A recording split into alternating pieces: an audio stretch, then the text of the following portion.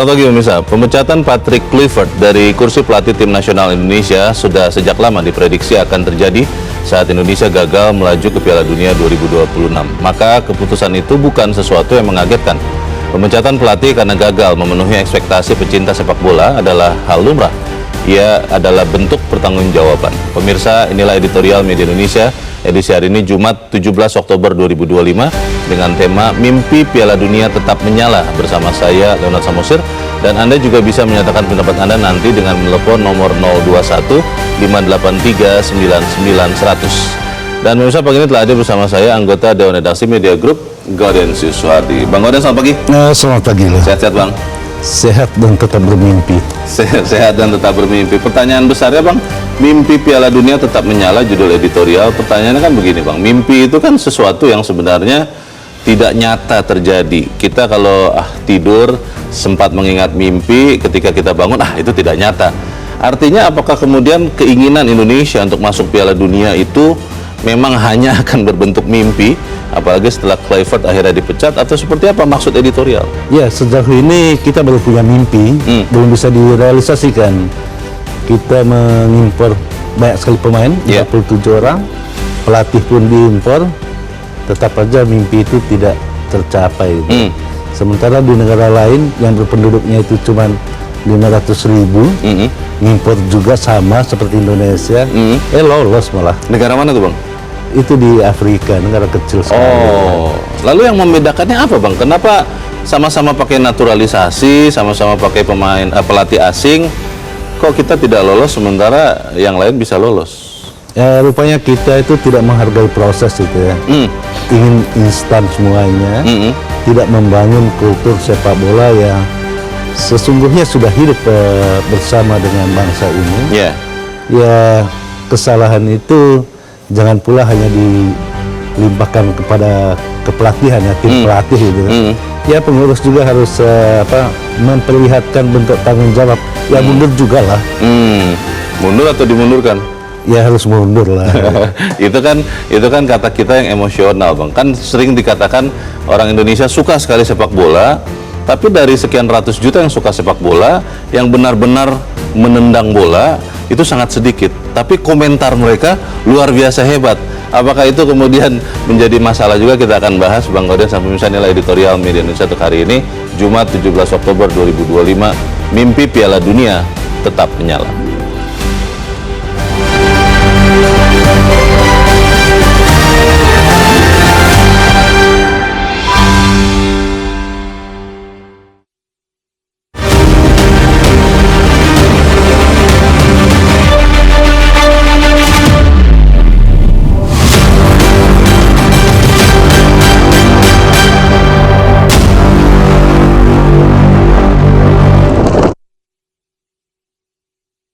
Pemecatan Patrick Kluivert dari kursi pelatih tim nasional Indonesia sudah sejak lama diprediksi akan terjadi saat Indonesia gagal melaju ke Piala Dunia 2026.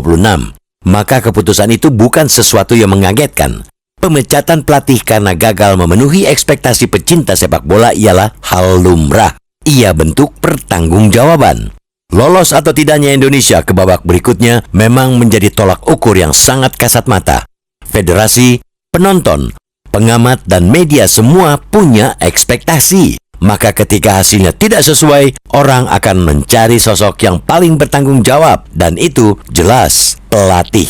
Namun kegagalan ke panggung dunia yang diikuti pemecatan pelatih itu tak perlu membuat publik bola kehilangan arah. Apalagi sampai membunuh mimpi besar yang selama ini belum bangsa ini capai, yakni tampil di Piala Dunia. Lolos ke Piala Dunia FIFA memang bukan jalan yang mudah. Mimpi itu mesti diikhtiarkan secara berliku, mendaki kadang-kadang naik turun. Pendek kata, tidak ada yang instan untuk menjejakkan kaki di Piala Dunia. Ia perlu proses panjang dengan tingkat kesabaran dan konsistensi sangat tinggi. Berlaga di Piala Dunia bukan sulap, tidak cukup dengan mengumpulkan pemain naturalisasi dan diaspora sebanyak-banyaknya, serta menunjuk pelatih tenar lalu berharap keajaiban terjadi. Sepak bola tak sesederhana itu. Butuh proses panjang dan konsisten, butuh fondasi yang kuat, sistem yang tertata, dan visi yang dijalankan secara sabar, bukan tergesa-gesa. Persatuan Sepak Bola Seluruh Indonesia PSSI mestinya sadar akan hal ini. Kita perlu berkaca ke Jepang. Negara samurai biru itu tidak membangun tim nasional secara kompetitif dalam satu malam. Mereka berinvestasi di pembinaan usia muda sejak puluhan tahun lalu. Mereka membangun liga domestik yang sehat, juga membiasakan pemainnya dengan kompetisi yang ketat dan profesional. Mereka mendidik pelatih, membangun infrastruktur, dan yang paling penting, sabar tanpa bermental instan.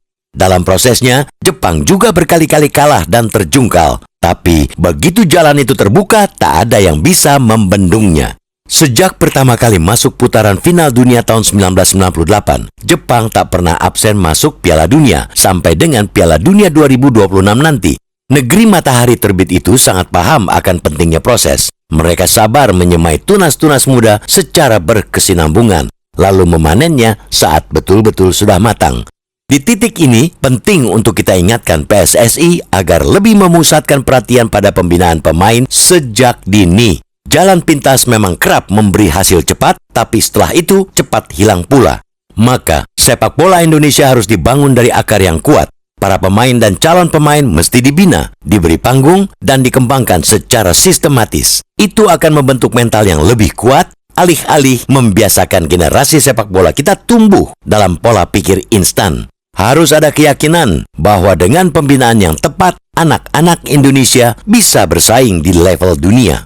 Keinginan Presiden Prabowo agar lahir para atlet-atlet hebat yang kompetitif di level dunia dari rahim pembinaan olahraga di negeri ini merupakan visi mulia yang mestinya jadi acuan bagi semua pemangku kepentingan. Antusiasme masyarakat, bakat-bakat muda, dan semangat nasionalisme yang kuat menjadi modal awal yang luar biasa untuk meraih mimpi menuju Piala Dunia. Namun, semua itu tidak akan cukup kalau tidak dibarengi dengan sistem yang mendukung dan kontinuitas dalam pembinaan. Bangsa ini harus mulai melihat sepak bola sebagai proyek jangka panjang, bukan hanya soal menang hari ini atau besok. Karena mimpi tampil di Piala Dunia bukan sekadar impian romantis. Tempuh jalan panjang dengan komitmen tangguh, sungguh-sungguh, dan tidak terus-menerus terjebak dalam pola pikir instan.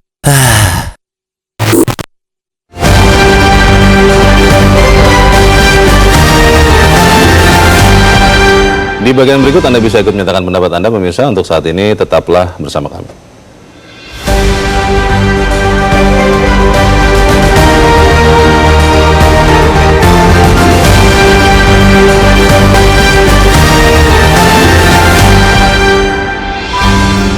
Media Indonesia mengajak Anda untuk mengakses fitur premium e-paper.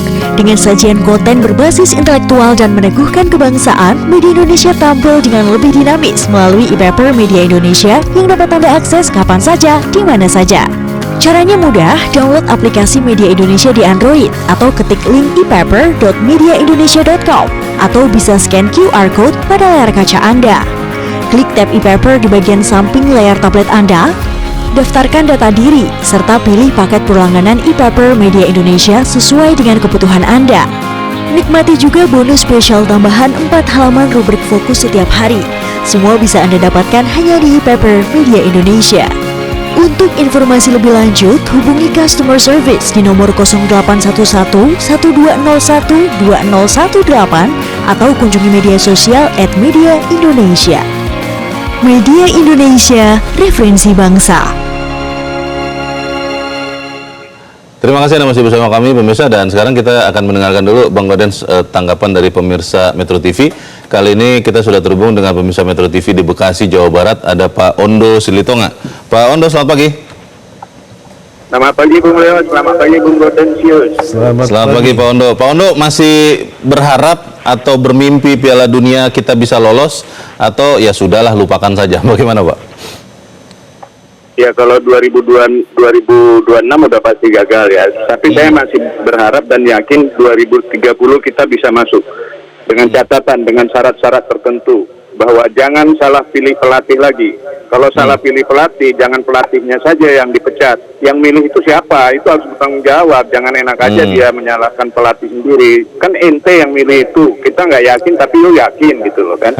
Kemudian yang naturalisasi, nggak usah lagi diburu-buru lah. Yang sudah ada aja itu dibina dan plus dengan pemain nasional sendiri. Jadi kita jangan terlalu berharap ke naturalisasi melulu gitu. Nanti untuk penyesuaian diri dengan negara kita sendiri susah. Jangan ada lagi yang egois ingin menggolkan sendiri, harus ada kerjasama. Nah di sini urusan mental yang harus dilatih. Jangan ada lagi yang fisiknya lemah, main 45 menit udah meper gitu ya. Jangan ada lagi kesalahpahaman di ruang tunggu atau di ruang ganti. Saat ini Prabowo lagi galak-galaknya nih sekolah rakyat, Bung Leo. Coba saya sarankan ini Pak Prabowo bikin sekolah rakyat khusus olahraga, terutama bola untuk pria dan wanita. Dan di semua provinsi harus ada. Nanti tiap tahun diadakan kompetisi. Saya yakin tahun 2030 di antara mereka itu ada yang bisa menjadi mewakili kita untuk bisa masuk Piala Dunia. Hadirkan lapangan bola di setiap kabupaten kota. Jangan lapangan bola jadi ruko. Sekarang ini kan yang terjadi begitu. Demikian, terima kasih. Terima kasih Pak Ondo untuk pendapat Anda dari Bekasi, Jawa Barat. Selamat pagi Pak. Konkret yang disampaikan Pak Ondo. Tapi masalahnya Bang begini, dari semua yang diusulkan, itu kan makan waktu. Sementara kalau kita melihat PSSI sebagai induk dari olahraga yang sangat disukai oleh masyarakat Indonesia, melihat bahwa ini sangat populer sehingga ada juga manfaat-manfaat lain selain manfaat kesehatan atau olahraga. Bagaimana Bang? Ya memang di dalam kepengurusan itu dari sejarahnya dekat sekali dengan politik ya, dan selalu dijadikan alat politik oleh pengurusnya. Mudah-mudahan kali ini tidak ya, walaupun aroma itu selalu tercium. Saya setuju dengan Pak Ondo, bukan hanya pelatihnya aja, yang memilih pelatih itu juga harus bertanggung jawab dan harus mengundurkan diri sebagai bentuk pertanggungjawaban. Nah, ada poin yang menarik yang dikatakan Pak Ondo, bagaimana kita melatih tidak hanya berharap kepada naturalisasi, tetapi sistem. Itulah yang dilakukan Uzbekistan sejak 2023 itu. Uzbek itu menjadikan sepak bola bagian dari kurikulum sekolah. Mungkin itu yang bisa ditiru oleh Indonesia, bagaimana olahraga atau sepak bola itu menjadi bagian dari kurikulum. Kemudian diadakan pembinaan dan kepelatihan bila perlu. Pelatih-pelatih di sekolah itu juga dilatih oleh federasi, sehingga ada kompetisi antar sekolah seperti di Uzbekistan, sekitar 10.000 sekolah itu dilibatkan di dalam kompetisi itu, dan nyatanya sudah terlihat gitu, bisa lolos ke Piala Dunia. Atau seperti yang dilakukan oleh Jepang. Jepang itu tidak terburu-buru, tetapi mereka membangun sistem, bahkan sampai teknologi pun digunakan di dalam kepelatihan sepak bola, dan hasilnya Jepang itu selalu ikut di dalam Piala Dunia. Indonesia ingin buru-buru, hanya mau instan saja, mengindonesiakan orang-orang yang ada di luar negeri. Mereka dipercaya, orang-orang di dalam negeri tidak pernah ditata bagaimana kompetisi lokalnya, sekolah-sekolahnya tidak pernah diperhatikan. Yang diperhatikan itu mengeluarkan uang banyak, merekrut orang luar menjadi pemain sepak bola Indonesia, dan hasilnya ya gigit jari gitu. Pelatih yang disalahkan. Nah pertanyaannya itu Bang, kan ini masyarakat menilai bahwa pelatih harus bertanggung jawab. Akhirnya bentuk pertanggungjawabannya dimundurkan sebelum kontrak berakhir. Tapi kalau bicara siapa yang menunjuk, pelatih harus bertanggung jawab juga. Memangnya ketua umum PSSI bisa dimundurkan begitu Bang? Kan ini kan sesuatu yang kalau tidak salah kan menyalahi sportivitas atau bagaimana Bang? Ya biasanya yang mengundurkan diri, yang bisa meminta mengundurkan diri itu kan Menpora ya. Meminta Erik untuk mundur. Dirangkap orang yang sama.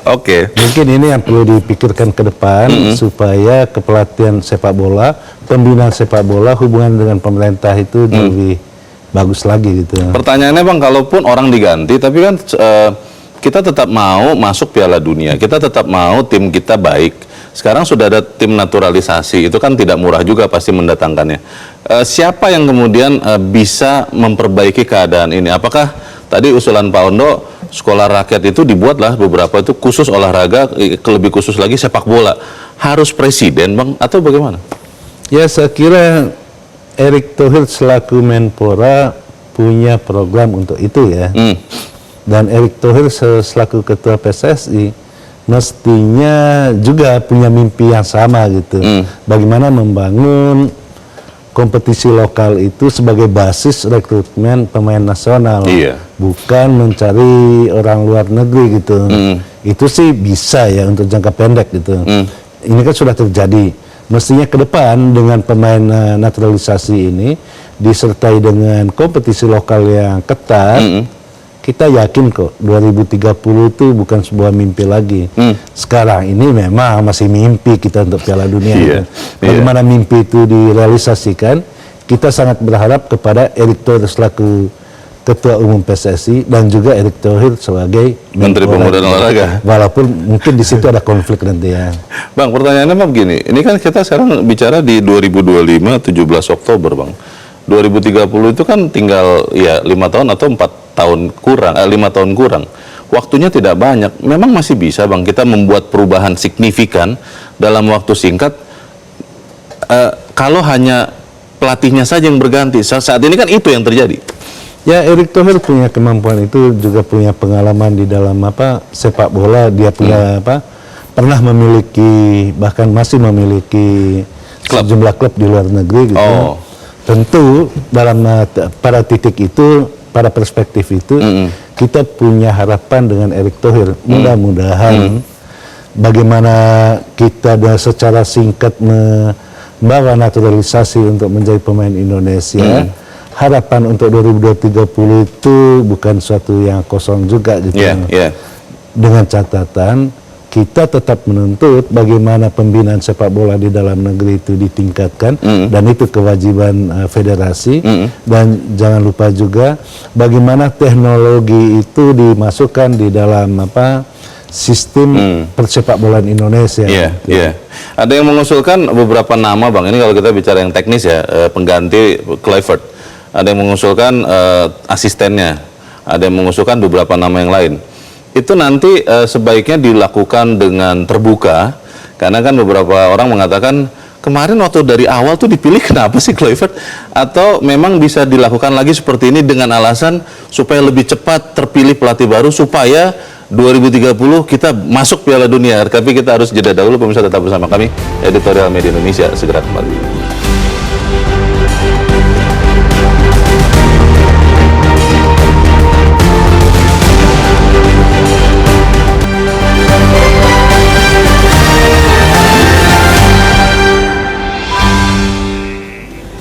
Terima kasih Anda masih bersama kami, dan kita ada di bagian akhir diskusi kita pagi ini. Bang Gorden, cara yang atau kemungkinan yang paling bisa dilakukan dalam waktu dekat untuk tetap menumbuhkan harapan bahwa kita bisa masuk Piala Dunia, tapi realistis juga, Bang, karena beberapa orang mengatakan ganti, tapi kalau diganti pun nanti yang gantikan siapa? Apakah lebih baik? Bagaimana, Bang? Ya, tentu ada tujuan jangka pendek. Jangka pendek itu bagaimana kita di Piala Asia 2027 itu bisa menjadi juara gitu kan. Karena itu tugas sekarang ini mencari pelatih. Siapa pelatihnya? Ya biarkanlah federasi itu memutuskan siapa yang pantas menjadi pelatih. Apakah pelatih di dalam negeri atau luar negeri, silakan dipilih. Tetapi kalau di dalam negeri tentu jauh lebih bagus ya, membanggakan gitu. Itu yang pertama. Yang kedua, lagi-lagi kita katakan bagaimana kompetisi mulai dari usia dini sampai tingkat klub-klub itu dijalankan dan berjalan secara teratur. Sekarang sudah berjalan secara teratur dan mestinya akan menghasilkan sesuatu yang lebih bagus. Nah, kesulitan Patrick Kluivert selama ini kan waktu untuk menyusun tim itu sangat pendek ya. Dia hanya berada di Indonesia sekitar 281 hari ya. 9 bulan 11 hari dia menjadi pelatih, dan waktu yang dia miliki itu sangat pendek.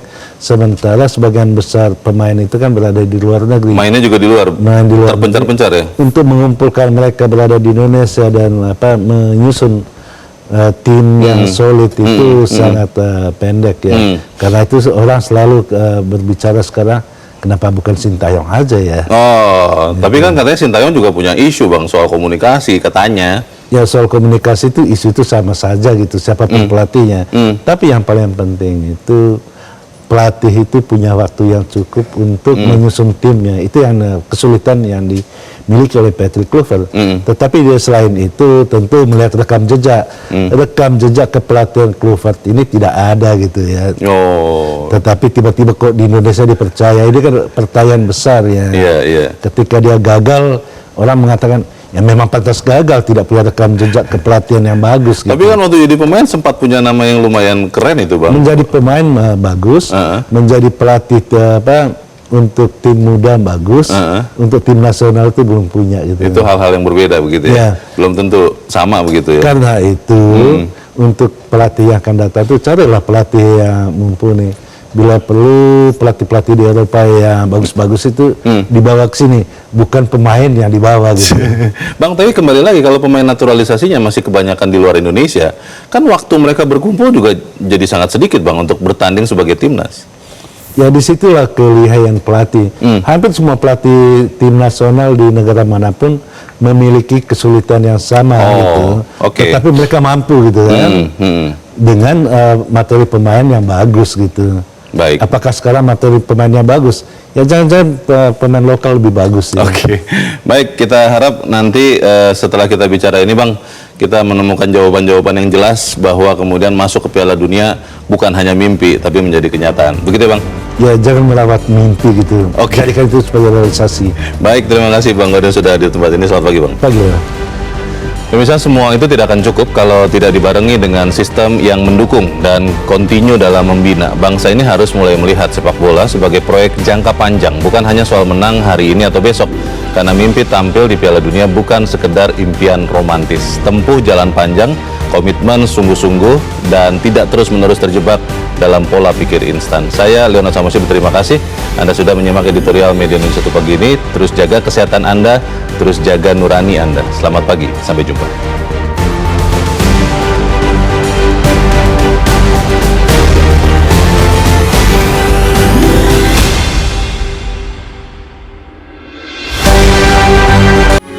Metro TV. Jelajahi cara baru mendapatkan informasi. Download Metro TV Extend sekarang.